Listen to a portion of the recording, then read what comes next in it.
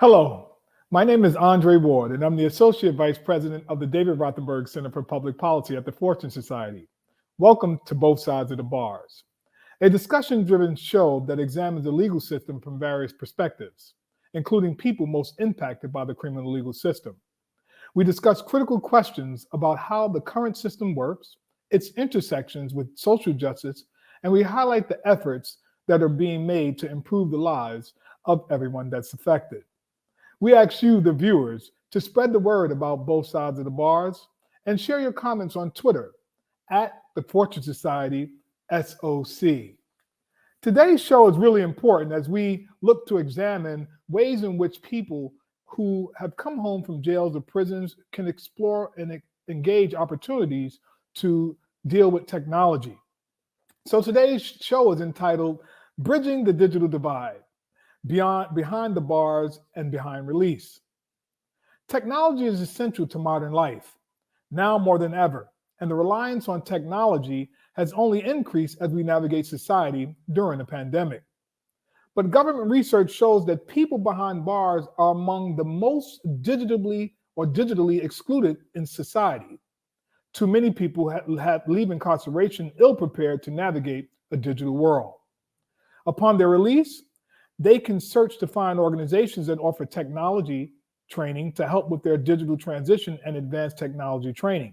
However, this process takes time and it requires patience, especially considering people seek to come home focused on employment.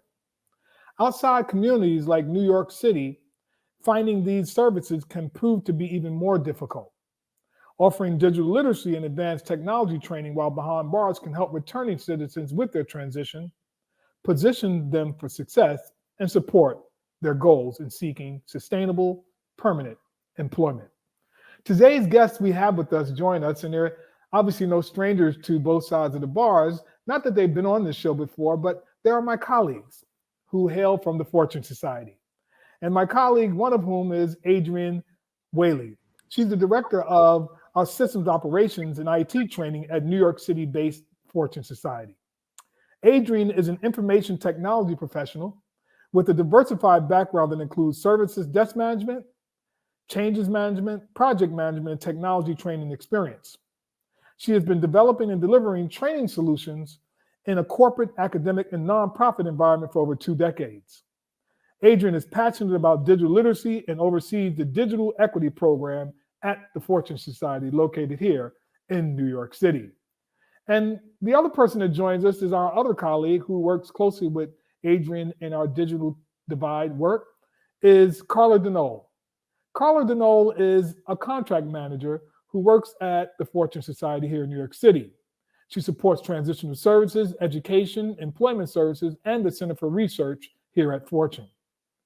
She's also involved as an inquiry and social justice person in the work that she does, and she has worked in the nonprofit sector for 10 years as of this year, with a specific position, or rather passion, for criminal legal reform and criminal justice and families impacted by social service and need social services support.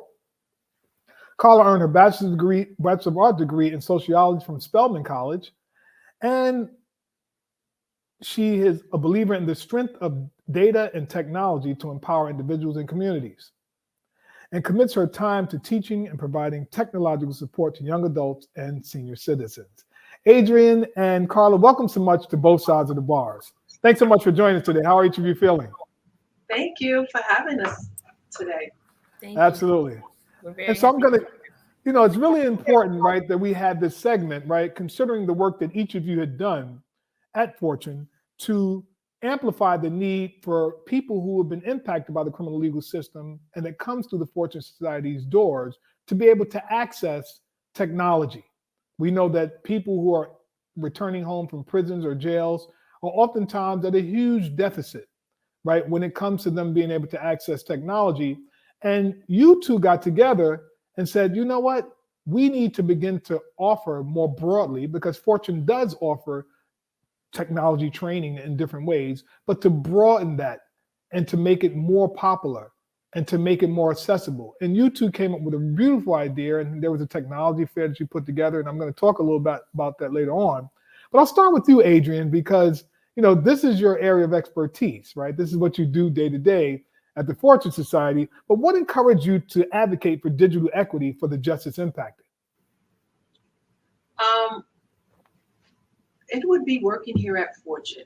So when I started at Fortune, the first year that I was here, I would get a lot of our participants passing by my door and reading my title. And at that point in time, I was a software engineer, technical writer, and people will stop and say, "What exactly is it that you do?" And when I start to explain exactly what I do, how I document systems, and then I will get the thing. "Oh, well, I was thinking about getting into technology. Are there any classes that's being offered that would allow me to kind of like move into the IT industry?" And when I got more and more of these types of questions, I'm like, well, what services are we providing that can help um, our participants move into that direction to have an IT career? And one of the things that I said we need to do more, we need to provide more programming around technology um, to prepare individuals that really want to move into this arena. And that really started the passion. Absolutely, Adrian. And we know that the work that you and Carlo are doing as you work with and at the Fortune Society is not just a local phenomenon and issue, it's a national phenomenon issue for people throughout the entire country, right, who are coming home from prisons and jails being able to access technology in some way. So I want to talk with you, Carla. Carla, you are a leader, obviously in different ways, in as much as Adrian is, but you've also like taken up some specific leadership in the past, and also still involve yourself in different ways in some work that Fortune does with what is called the Policy Center Collective, which is comprised of leaders like yourself at the Fortune Society who are interested in advocacy work and being able to learn more about that work and what it looks like and what you can do to make some meaningful change in policy. But talk to us, tell us about yourself and what brought you to Fortune, and talk to us about the work that you engage in with the Policy Center Collective. Absolutely. So what brought me to Fortune is I've actually been working in this sector for, it will be 10 years as of this year. So criminal justice and reentry services is a personal passion of mine.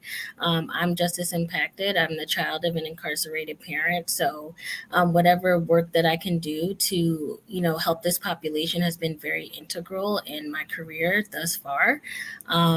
And prior to working here at the Fortune Society, I was working at a church in Brooklyn called Mount Lebanon Baptist Church. And a lot of the digital equity concerns came up there as well. Most of the things were paper driven. So that's really where my passion for project management and just training people to get them up to speed and upskilled for this digital world kind of came about.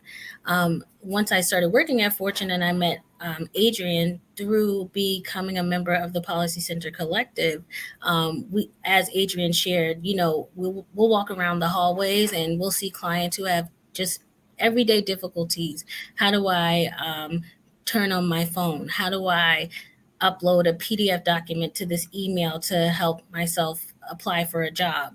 Even today, a client came by and asked for a charger and a place to connect it. So a lot of people coming home are having to deal with, this new digital world that we find ourselves in, many of which, when they were beginning their sentences, much of our latest iPhones and tablets weren't even created as of yet.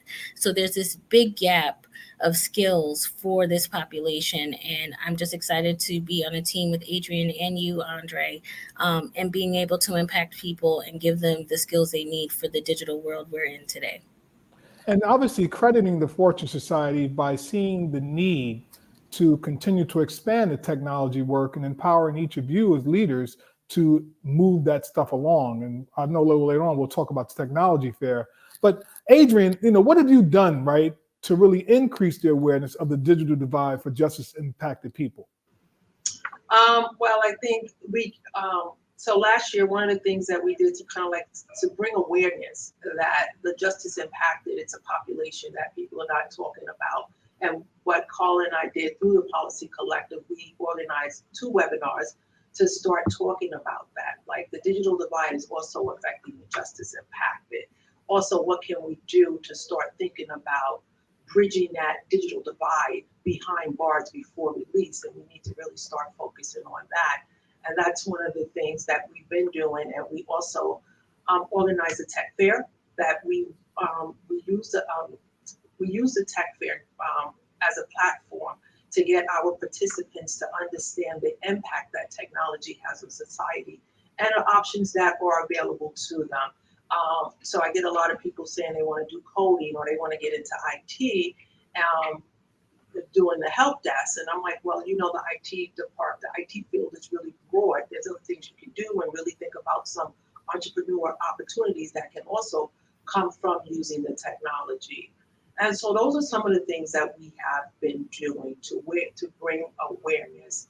And also the Fortune Society, we have recently launched a digital equity program, which expands some of the technology training that we have already been providing. But now we are providing workshops on every Tuesday on things as far as how to use a smartphone, how to Excel basics, Word basics, how to use Zoom, and we have expanded that to just daily skills, life skills that people will actually need just to navigate society. We're not even talking about work skills yet, just the daily living skills that they need. And Adrian, right, the technology fair obviously was a huge success. Can you tell us like how many people attended? I understand there may have been some media that have been present. Talk a little bit about that, because I'm sure, you know, as we have over 100 stations, we're on at least over 100 stations, close to 123 or more stations for this show in at least 29 different states. There's a likelihood that people may want to reach out to you and Carla to see if they can replicate that technology fair. So talk about like how many people were there, right? And was there media presence, et cetera, and the length of time? And I'm sure, you know, obviously people are interested in learning more about the details that they can reach out to you. So the technology fair went from 10 a.m. to 3 p.m. And we had breakout sessions with different discussions going on in each breakout sessions, where our participants had an opportunity to select which sessions that they wanted to attend. We had speakers talking about entrepreneurship opportunities. We had people talking about developing websites that there are now that created a business for them. We also had housing people to talk about how to fill out the housing application. We had roughly about probably about 90, I think, participants or so. And then when we calculate the participants, the volunteers, and our vendors, we probably have roughly about 110 people present. And also the News 11 actually showed up and did a segment on the technology fair and the success of it. Got it. And I know obviously there are a lot more details to that. That's just like a tiny kind of like glimpse of all of the other things that you all put together for that workshop. And again, if people are interested in learning about that, right, you'll be able to get in contact with us and find out more and how that can be replicated in your state. But I want to go to you, Carla, right, because you spoke about the Policy Center Collective. You know, how long have you been a member of the Policy Center Collective? And can you provide some of the details about the work of the Policy Center Collective? You've been a leader in that work as a part of the steering committee for over a year or so, and have been integral to supporting the movement that was happening there. So talk a little bit about that. Absolutely. I was thankful that one of my colleagues actually shared about the Policy Center Collective. As you stated earlier, it's a collective of staff who work here at the Fortune Society who participate in advocacy-related engagement, programming, and just idea cultivation outside of their normal job duties. So for instance, I work with contracts and administration and budgets all day, but this gives me a time, at least monthly, to kind of create advocacy, awareness, and engagement outside of my normal role. So it's been very exciting. I was a steering committee member for about 1 year, and I've been on the collective for a total of 2.5 years, I think, at this point. And as Adrian shared, this idea around the digital equity webinars and the tech fair were birthed out of the Policy Center Collective. Especially during the time of which we were at home during the pandemic, we really had to be more creative about the way we engage participants and advocacy. So all of our awareness shifted to Zoom. So we needed to think about what are the ways that we can still create awareness and engagement on a Zoom platform, and that the webinars were ideal for that. And as Adrian shared, that birthed the idea for the tech fair, because so for many of our participants in employment services, all of the group workshops were held on Zoom. Many of our case managers oftentimes had to take hours on hours just to get participants set up to use Zoom. So that's where really the functionality and the capability of using all these technological platforms and that ease needed to be created for the participants here at Fortune, which is the reason why we ended up doing the webinar and just birthing more ideas to create more digital equity for everyone who comes through our doors. And it's really important, right? When you speak about the Policy Center Collective, you talk about idea cultivation, right? And getting together as thought leaders to, again, bring about, right, ideas in real time that's actionable, that can effectuate meaningful change, not only on individuals, but also on systems themselves. So we're going to get back to you, Carla. But Adrian, right, you know, tell us about the digital equity work that you're doing, right? We know there's a digital equity program at the Fortune Society. Talk about the digital equity program. So I look at the digital equity program at Fortune as having 4 components to it. So the first component is we want to make sure that our participants have the necessary internet connectivity and tools that they need to connect just to do necessary things, such as schedule doctor's appointments, maybe have a Zoom meeting with their case manager.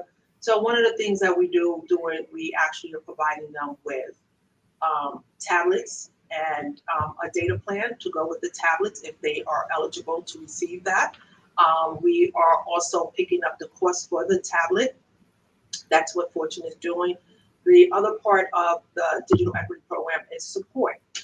We provide them with these tools, and then a lot of them, our participants need support. How do I create an email address? How do I download or fill out an online application? So we have created the IT support desk for participants, and they can go to the support desk to get assistance with any technology issues that they're having.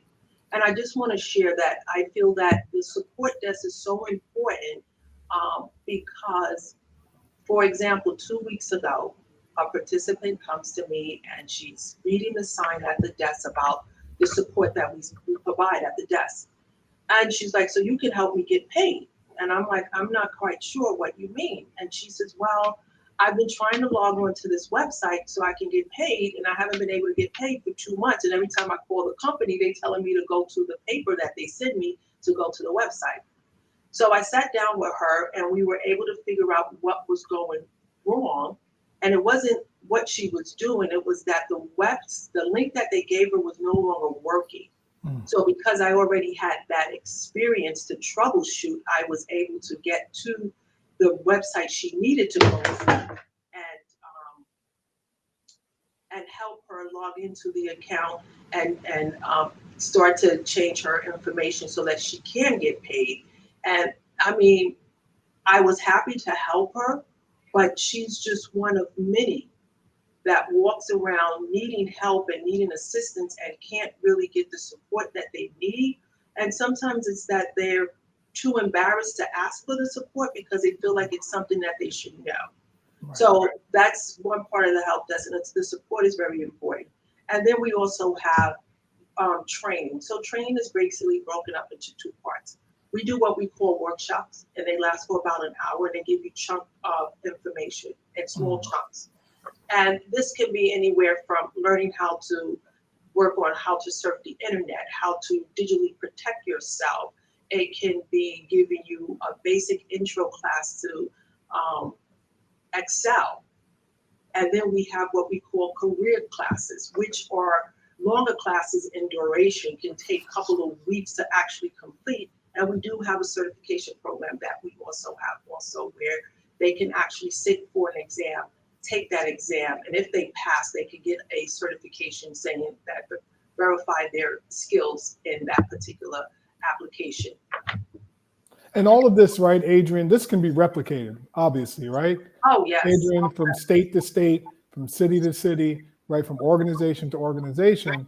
And you and Carla, right, and other folk who are at Fortune, right, have created this model, right, that we feel obviously that people should have access to throughout the country. So it has national implication. That's why, again, if people are interested in this work, you'll be able to reach out to the Fortune Society, and obviously we can support with technical assistance around the digital divide and equity work that we're doing. And Carl and Adrian, what were the factors, right, that drew each of you, right, to create this campaign surrounding this whole notion of digital divide and impact on justice involved individuals, or justice impacted individuals?